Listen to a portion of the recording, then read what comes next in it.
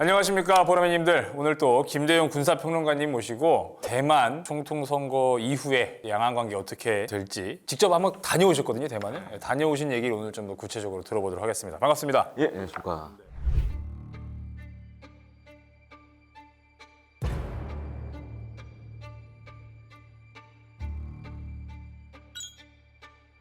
중국 로켓군 자체에 우리가 알지 못하는 여러 가지 문제들이 지금 발생을 하고 있다. 어떤 미사일은 뭐 연료가 없고 뭐 물이 주입됐다는 등 경락고 뚜껑이 작동되지 않아서 발사가 되지 않는다. 부정부패 스캔들이 계속 커지면서 지휘자들이 계속 교체가 돼요. 잦은 교체로 인해서 좀 전력 약화도 우려되는 수준이다 이렇게 보시는 거군요. 요번에 가서 이제 군사 전문가들한테 제가 물어봤던 내용 중에 하나가 요 몇 년 사이에 대만군이 미국에서 많이 무기를 구매를 했잖아요. 이제 올해부터 초도군들이 들어오기 시작한대요. 그렇기 때문에 이제 향후 대만이 전력 증강을 또 어떻게 하느냐에 따라서도 중국군한테는 큰 변수가 되는 거죠. 자, 그 일각에서는 2026년 혹은 2028년쯤에 아마 양안관계가 좀 더 급격하게 악화가 돼서 전쟁이 날 수 있지 않을까 전망을 하는 군사 전문가들이 좀 있는 것 같아요. 이제 몇 년 전부터 시기를 이제 못 박아서 좀 얘기를 했잖아요. 네네. 26년, 28년 중국이 대만을 침공할 수도 있다. 특히 이제 총통 선거 전으로 굉장히 그런 우려들이 많이 나왔잖아요. 그래서 제가 한 일주일 동안 요번에 가서 군사 전문 기자라든지 군 관계자들 이렇게 만나서 얘기를 좀 듣고 왔습니다. 마이칭도 후보가 당선되면서 총통선거 이후의 대만 분위기 이제 직접 다녀오셨으니까 실제 분위기가 좀 어떤가요? 사실은 선거 결과가 나오기 전에 대만 내에서도 대략 이런 방향으로 흘러갈 것 같다라는 얘기들이 많이 나왔었는데 선거 결과에서 그게 정확하게 나왔어요. 다만 이제 대만 이제 국회 같은 경우에는 민진당이 좀 과반을 차지하기는 좀 어렵지 않겠냐. 근데 결과를 보니까 정확하게 그게 실제로도 나왔고. 그랬고. 네. 네. 그래서 이제 좀 비교적 차분한 분위기였고 특히 이제 오히려 부총통을 더 많이 주목을 하더라고요. 샤오메이친 부총통 같은 경우에는 전에 미국의 타이베이 대표부 대사로 근무했었거든요. 그래서 미국 워싱턴 내에서도 굉장히 인심을 많이 얻은 상황이고 앞으로 좀 이 대만과 미국과의 관계가 지금보다도 오히려 좀 한 단계 더 발전될 가능성이 높다라는 관측들을 좀 많이 했습니다. 다만 이제 몇몇 이제 군사 전문 기자들 만났는데 그 얘기를 하더라고요. 총통 선거 앞두고 중국이 굉장히 좀 코멘트도 안 하고 약간 이제 무력 시위도 안 하고 그래서 오히려 그게 더 불안했다고 하더라고요. 아, 선거를 앞둔 시점에서는 네, 왜냐면은 사실은 뭔가 결정을 했으면 사실 얘기 안 하고 뭔가 진행을 하잖아요. 대부분 다. 그야말로 침공이 됐든 뭐가 됐든. 그래서 그런 것 때문에 좀 불안했는데 결과 나오고 나서 지금 중국도 물론 이제 무력 시위는 하고 있지만 이전보다는 좀 유화책으로 좀 돌아섰거든요. 강경 일변도를 하다 보니 여러 가지 문제가 있으니까 지금은 약간은 좀 이제 유화책으로 좀 돌아선 상황이고 그래서 이제 많은 전문가들이 얘기하기로는 아직 중국 인민해방군이 대만을 침공할 만큼의 그런 수준에 오르지는 못한 것 같다. 26년, 뭐 28년 얘기 나오지만 그 시기에 하기에는 아직 많은 점이 좀 미흡해 보인다라고 전망을 했습니다. 근거들이 좀 제시가 됐나요? 그래서 사실 이제 2022년 8월에 당시 이제 낸시 펠로시 미 하원의장이 대만을 방문했을 때 난리 났었죠. 다 봉쇄하고 막 대만 내에서 그렇게 보기도 해요. 중국이 막 군사력 보여주고 한 게 이게 4차 양안 위기로 규정을 해야 되는 거 아니냐라고 할 정도로 굉장히 좀 심각했었는데 그때 이제 중국군이 대규모 무력 시위를 벌이면서 했던 게 뭐였냐면은 중국 인민해방군 로켓군이라고 있습니다. 만약에 유사시 중국이 대만을 침공했을 경우에 가장 먼저 미사일을 쏘는 부대가 이 로켓군이거든요. 탄도미사일도 있고 순항미사일도 있고 다 가지고 있는데 이때 로켓군이 미사일을 10여 발을 대만 여기저기에 막 쏴요. 대만을 마치 포위하듯이 미사일을 쐈는데 이때 이제 대만 국방부가 얘기한 게 11발을 중국이 쐈다. 요건 이제 언론상에 나온 거고 실제로는 그보다 많이 쏠려고 그랬다 그러더라고요. 중국군이 한 11발 넘게 쐈는데 한 3분의 1 정도가 이상한 데 떨어져요.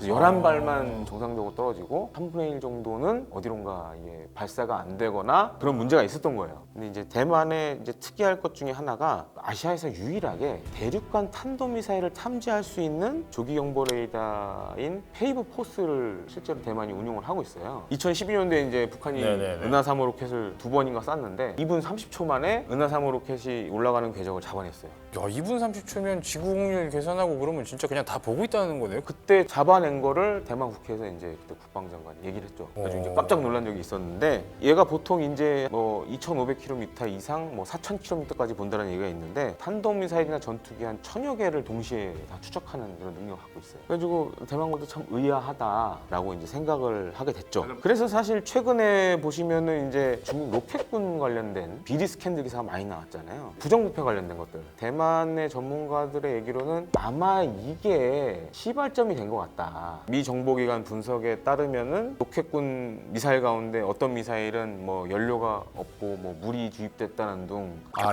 연료가 있어야 될 자리에 네. 물이 있었다. 그다음에 이제 미사일 경락고 뚜껑이 작동되지 않아서 미사일이 뭐 발사가 되지 않는다. 여러 가지 문제가 최근에 이제 해외 언론을 통해서 나왔었거든요. 그래서 이제 실전 능력이 좀 의구심이 든다. 그러니까 중국군 전체적으로도 문제가 있는 게 뭐냐면 중국 로켓군 같은 경우에는 공병, 미사일 개발 이런 것들을 다 자기네가 해요. 로켓군 내에서 다 해요. 특이하네요. 그러니까 예를 들어서 정말 마음만 먹으면 안에서 얼마든지 뭔가를 빼먹을 수 있는 시스템이에요. 외부에서 이렇게 감시할 수 있는 시스템들이 굉장히 적어요. 비닉 사업이라는 이유로 자기네들이 다 알아서 하다 보니까 비리나 이런 것들에 취약할 수 있다라는 얘기군요. 네. 구조적으로. 또 한 가지로는 이건 한때 이제 베이징에서 돌았던 소문인데 중국 로켓군 부사령관의 아들이 미국에서 유학을 하고 있었는데 이 아들이 CIA에 포섭이 된 거예요.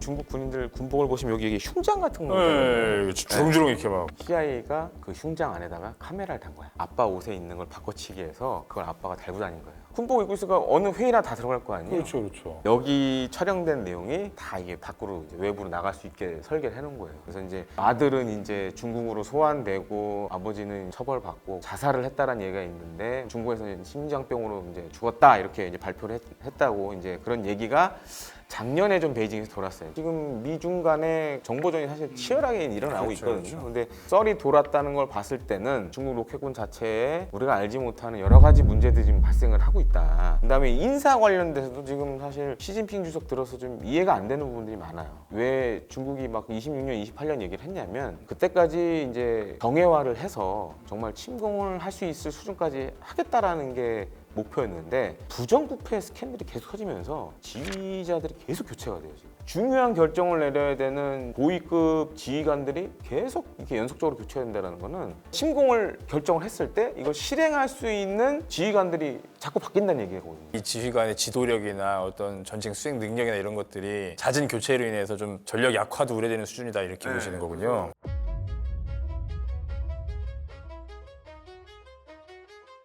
보통 대만 침공과 관련된 시나리오를 보면은 로켓군이 미사일을 와장창 쏘고 그다음에 이제 중국군이 제해권과 제공권을 장악을 하고 그다음에 이제 공중 강습하고 공수부대가 대만 내 중요한 그런 공군기지들을 장악을 하는 게 목적이거든요. 그렇죠. 근데 공중 강습이나 이제 공수부대를 들여보내려고 그러면은 대만 내에 있는 대공 무기들을 다 제압을 해야 되는데 그렇죠. 그게 참 쉽지가 않아요. 왜냐면 이제 대만 같은 경우에는 한번 이제 미 해군이 그런 평가도 내렸었는데 타이베이 같은 경우에는 세계에서 제일 방공망이 막강한 그런 지역으로 나오거든요. 아 그래요? 그리고 더 중요한 거는 대만군 같은 경우에는 그런 거에 대비해서 우리 공군하고 좀 다릅니다. 그러니까 우리 공군은 북한의 특작 부대에 대비해서 이제 공군기지 방어 계획을 세우는데 대만군은 다 알고 있어요. 그러니까 중국의 공수부대가 자기네 비행장을 접수하러 올 거라는 걸 알고 있기 때문에 여차하면 공군 기지 내로 포격을 해요. 자기네 공군 기지로 자기들이 포격을 한다고요? 그러니까 진내 사격을 하는 거예요. 공수부대가 내렸을 경우에 교두부를 확보하게 되면 뒤에 이제 수송기들이 계속 날아올 거 아니에요. 그렇죠. 그럼 계속 병력이 늘어난단 말이에요. 그래서 초전에 아예 싹을 없애야겠다. 이게 막히면 정말 상륙작전을 해야 되는데 대만 해협 자체가 150에서 한 200km 되거든요. 그러다 보니까 상륙을 하러 오면 좀 시간이 걸리겠죠. 거기다가 지금 대만군 같은 경우에는 자체 개발한 뭐 슝펑2, 슝펑3 이런 것들 지대함 미사일들도 많이 보유하고 있고 또 가장 중요한 게 대만 해협 건너편으로 보면 부속 도서들이 대만이 갖고 있는 게 있어요. 마주 열도라고 해서 절강성, 복건성 그쪽에 아주 가깝게 섬이 하나 있고 금문도가 있고 좀 더 내려가면 펑우제도라고 있어요. 그래서 이제 지금은 없어졌지만 대만하고 미국하고 수교를 맺었을 당시에는 한미 상호 방어 조약이 있듯이 네네네네. 중화민국하고 미국도 상호 방위 조약이 있었어요. 근데 그때 금문도하고 마주열도는 제외를 하고 펑우제도하고 대만 본선만 이 조약에 포함이 된다. 그때 미국 입장에서 금문도하고 마주열도까지 들어가면 자기들이 원하지 않게 이 양안 전쟁에 개입될 수 있다. 개입될 수 있어서 그래서 여기는 빼고 우린 요까지만 이렇게 하면 만약 여기서 뭔 일 생기면 우리가 도와줄게. 상륙작전할 때 가장 큰 문제. 이 부속 도서를 먼저 점령을 해야 돼요. 왜냐면은 이거를 점령 안 하면 여기 있는 대만군들이 가만 안 있을 거 아니에요. 뒤통수를 때릴 수도 있고. 네. 그리고 또 한 가지로는 이제 동부 정부 같은 경우에 상륙함이 한 뭐 50척 정도 되는데 상륙 작전을 혹시 보신 분들은 아시겠지만 한 번에 해안가에 많은 병력을 내려놓아야 교두보가 완성이 됩니다. 초기에 그런 공중강습 상륙 이게 한 10만 명 정도로 보는데 50여 척 되는 상륙함으로 왔다 갔다 하면서 해야 되잖아요. 근데 이제 대만군도 바보는 아닐 거 아니에요. 대만 공군의 F-16V나 뭐 이런 전투기가 하푼 공대함 미사일이나 이런 것들이 상륙함만 계속 때리기 시작하면 상륙 작전이 쉽지가 않아요. 어쨌든 대만의 방어 능력도 어느 정도 그거에 대비해서 갖추고 있다. 네. 그 사실 요번에 가서 이제 군사 전문가들한테 제가 물어봤던 내용 중에 하나가 요 몇 년 사이에 대만군이 미국에서 많이 무기를 구매를 했잖아요. 대표적인 게 M1A2T, 하이마스 이런 것들이 이제 올해부터 초도분들이 들어오기 시작한대요. 그 때문에 이제 향후 대만이 전력 증강을 또 어떻게 하느냐에 따라서도 중국군한테는 큰 변수가 되는 거죠. 만약에 이제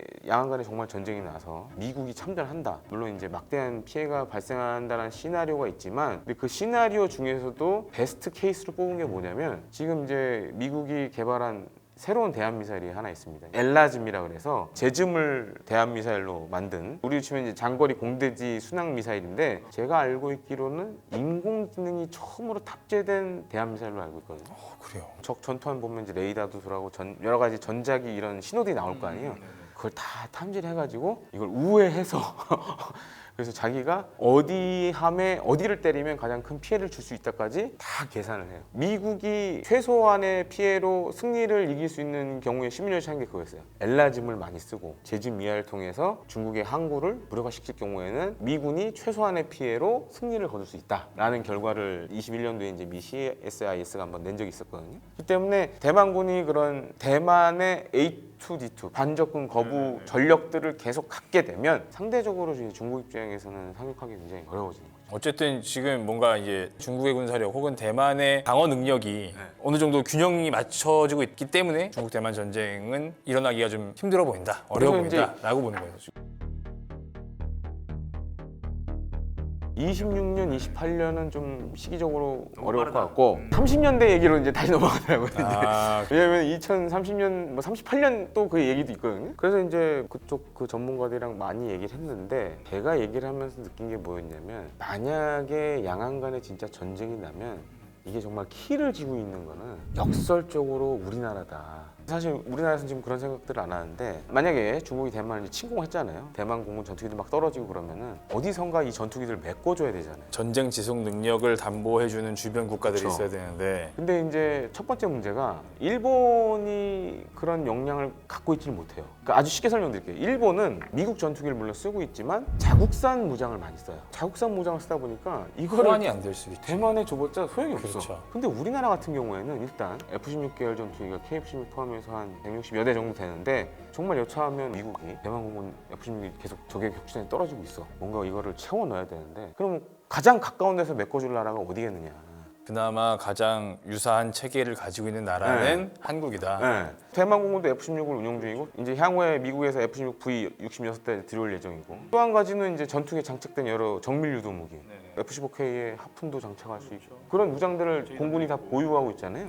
그러니까 급하게 빨리 가져올 수 있는 나라는 보니까 한국밖에 없어요 지금. 우리나라에서 사실 제일 불안해하는 기사들이 기껏 쏟아져봐야 우리나라에 주둔하는 주한미군을 빼서 대만으로 투입시킬 거 아니야 정도인데 평론가님께서 말씀하신 그 내용은 심지어 우리나라의 미군의 무기와 호환되는 어떤 무장체계라든지 무기체계 자체도 지원이 될 수 있다라는 얘기를 하시는 거군요. 그래서 사실은 좀 마지막으로 이 말씀을 드리고 싶은데 사실 우리 군 같은 경우에는 가장 큰 일단 주적이 북한이다 보니 주변국의 우발적인 상황과 관련된 그런 사실 작전 계획들이 제가 알고 있기로는 그렇게 많지는 않은 것 같아요. 만약에 이제 중국이 대만을 침공하거나 아니면 뭐 자연재해라든가 이런 것 때문에 이제 우리 교민을 대만에서 우리나라로 데려오는 계획은 있는 걸로 저는 알고 있는데 그 이상의 계획은 사실 없어요. 오늘 제가 이제 말씀드린 사안이 물론 여러 가정도 있고 하지만 어찌됐든 간에 양안 간에 진짜 전쟁이 나게 된다면 그 여파는 우리에게 직접적으로 올 수밖에 없습니다. 이제 남의 얘기가 아닙니다. 이건 이제 우리의 얘기가 될 수밖에 없는 그런 상황이고 또 우리가 어떻게 하냐에 따라서 그야말로 전쟁의 승패가 왔다 갔다 할 수도 있다. 이 말씀을 마지막으로 드리고 싶습니다. 감사합니다. 오늘 정말 우리가 한 번쯤은 생각해봐야 될 말씀을 해주신 것 같아서 감사하고요. 종종 지속적으로 좀 업데이트를 해주시면 예. 저희 또 프로파일럿 보라매님들이 또 이런 국제 정세가 있구나라는 것도 한 번씩 점검하고 넘어가는 좋은 계기가 될 것 같아서 오늘 말씀 정말 감사히 잘 들었습니다. 예, 감사합니다. 고맙습니다.